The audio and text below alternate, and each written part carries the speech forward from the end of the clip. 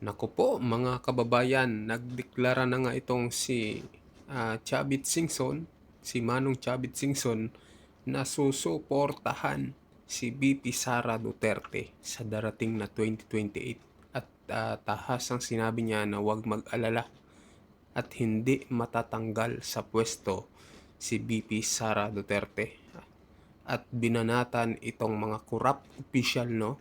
Itong mga politiko na talaga namang matindi ang pinaggagawa dito sa ating gobyerno. Pakinggan niyo po ang buong pahayag ni Manong Chavit Singson kung paano niya gisahin itong mga politiko, itong mga corrupt na politiko dito sa Pilipinas. Ito mga kababayan, pakinggan nyo. Grabe, kikilabutan ka dito sa kanyang pahayag. Lahat at gusto ko lang unang-una maliwanagan lahat. Maraming salamat sa inyo na gusto akong tumakbong Vice President. Hindi po ako tatakbong Vice President.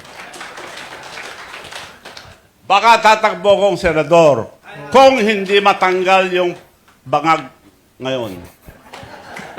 Kung matanggal, baka hindi na ako tatakbo. Ayun. Isa lang po ang salita ko. Hindi po ako marunong magsinungaling. Ayun. Kaya yung mga iboto nyo, yung mga hindi marunong magsinungaling, lalong-lalo na yung mga pinagtatakpan nila mga magnanakaw, yun ang pinakamasama, magnanakaw na rin sila. So maliwanag po na salamat, hindi po ako tatakbong vice. Susuporta ako kay Inday Sara sa pagtakbo ko dahil sasamahan ko siya.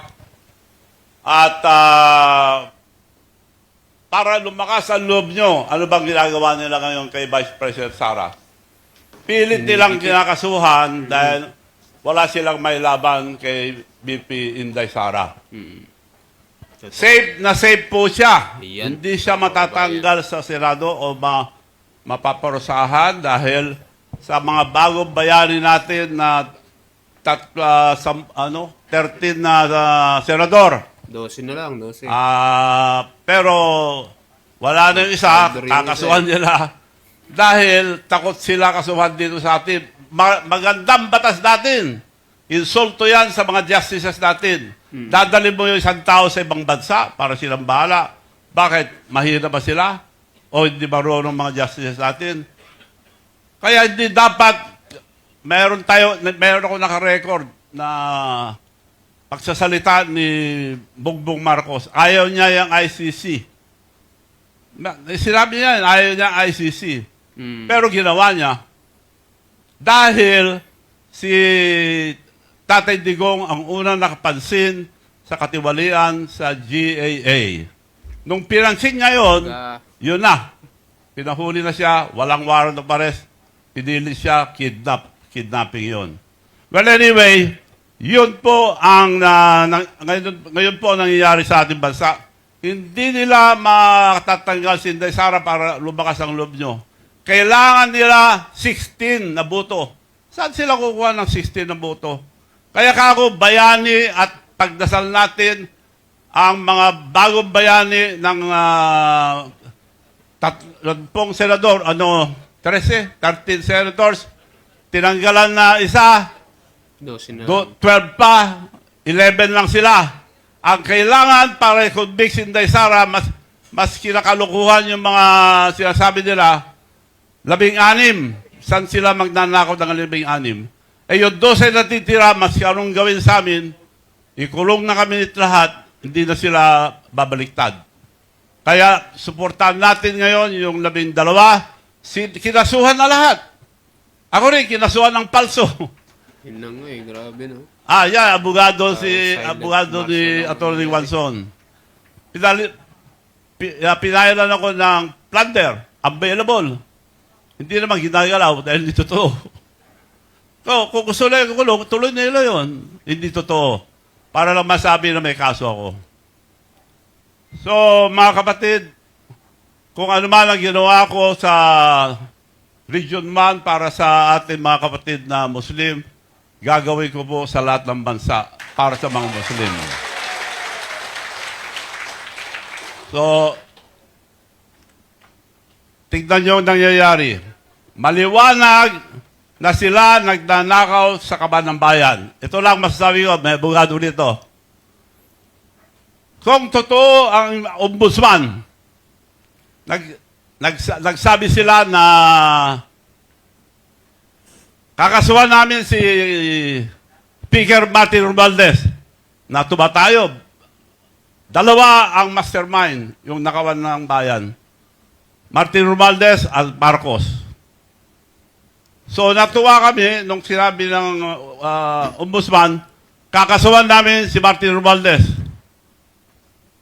Sumagot si Martin Romualdez, hindi ako bababa mag-isa. Ang grabe corruption, public works and highways, at saka sa taas, executive, si Marcos. Tinuturo niya. So, nung nagsalita, tahimik ang ombudsman, tahimik ang Martin, tahimik si Marcos. Dahil kung ituro niya, kasuhan nila si Martin, eto, kasama ko. Dahil sila dalawa ang mastermind. So, ang liwanag. Sila na nagdakaw, sila pa nagbibintang. Anong gobyerno ito? Wala nang batas. Wala na. Ngayon, gusto na agawin yung Senado ulit, kinakasuhan lahat. Sinabi, basta bumunta kayo sa amin, kumampi kayo, hindi kayo makakasuhan. Nung kumampi sila sa katotohanan, kinasuhan kagad sila, dami nila kinasuhan. Ayun na nga eh. So maliwanag mga kaibigan na sila, walang iba, ang may kagagawan nitong malaking nakawan ng bayan. Pera ng bayan. Matagal ko lang sinasabi, imbestigahan nyo sa distrito o probinsya ni Bongbong Marcos. Pupunta sila, siya lang tinignan, wala. Siya nag-appoint yung pupunta ron eh. Ngayon, sabi naman dahil alam ko, nung araw si Senator Lacson, bilib ako. At fighter yan. Kaya ako binuto rin. Asan na yung imbitasyon niya? Pakita ko sa... Ito imbitasyon niya sa akin dahil alam ko na totoo. Nagpunta ako sa kanya dahil nagsalita siya na ang nangyayari sa ating bansa ay, tawag niya ay flooded gates of corruption and flooded gates of hell. Yan, magsasalita na ako. Bukang, nung nagpunta ako doon sa kanya, gusto ko tumulong para malaman nyo ang katotohanan. Pwede, sabi niya, pero isubmit mo yung affidavit. Ito yung invitasyon niya, hindi siya makapagsinungaling. Tinatanggap ako, nalalabas sa Senado sa April 14. April 7, ibigay mo yung affidavit mo. Bago ka namin ilabas sa 14. Pagpunta ko, ibigay mo sa September 7 hanggang 5 p.m. Nagpunta ako ng umaga, walang tao. Nagpunta ako sa Senado, papunta na ako doon, may dumating na sa bahay, same day, andito, kinakansela, umaga pa lang, kanselado na. Tapos sabi niya, hindi raw ako magbigay, ayaw ko raw magbigay ng affidavit. Andito, ebidensya. Siya nag-cancel. Tapos siya nagsasabi ngayon na hindi ayaw ko mag-submit. Kaya ako takot sila dahil ayaw nila pinagtatakpan nila ang tunay na magnanakaw. Hinihingi ko lang, ilabas ako doon, ayaw. Kinansela niya. Nagsisinungaling pa na, ngayon ko lang napatunayan na sinungaling na si Senator Lacson dahil siya nag-cancel ng September 7. Sabi niya, siya nag-imbita, dalhin mo sa September 7 hanggang 5 p.m. Alas 9 pala, kinansel na sa bahay. Dumating na sa bahay ng cancellation. Paano ko isasubmit? So, yun po ang totoo. Hindi po ako marunong magsinungaling para malaman niyo lahat. So, ako ay nagpapasalamat sa inyo lahat at lahat ng mga nagsasalita. Binabati ko kayong lahat. Dahil ang liwanag na ang nakawan ng bayan, kinakasuhan nila lahat. Ito lang nakita ko na pinakamasamang presidente ng Pilipinas. Okay. Hindi. Sila na nagnanakaw, sila pa nagbibintang. Bakit sila tahimik ngayon? Ang salita ng ombudsman. So, hindi totoo ang ombudsman. Bakit tumahimik? Kakasuhan namin. Ngayon, hindi na kinakasuhan si Martin Romualdez dahil ituturo niya si Bongbong Marcos. Tama. Maliwanag. Biglang Maliwanag pa sa buwan ang ginagawa nila. Kaya ako ay nagpapasalamat dahil patuloy tayo. Maraming umaayos, umaareglo sa akin. Hindi raw ako papahirapan. May pera ka naman, magbakasyon ka na lang. Kung hindi ka tatahimik, papahirapan kami lahat. Kako, pahirapan nyo na ako, patayin nyo na ako, hindi ko pwede mapagtakpan ng magnanakaw. So, awa ng Diyos, mananalo tayo. Awa ng Allah, mananalo po tayo ito dahil nasa atin ang katotohanan. Asahan nyo po. Asahan nyo po, napapasyalan ko kayo lahat. Maraming salamat po sa inyo lahat.